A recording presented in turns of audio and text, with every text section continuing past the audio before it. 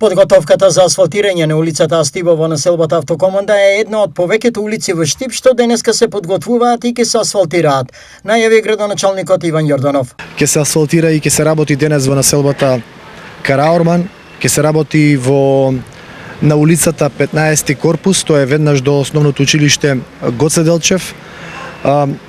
Заборавен крак на улицата Широк дол исто така денес е предвидено да биде изасфалтиран. Освен улиците, се реконструираат и тротоарските површини на повеќе локации во градот. Како што е улицата Кајгана, на истата улица се работи на уредување на тротоарските површини, а веднаш потоа и на асфалтирање на улицата.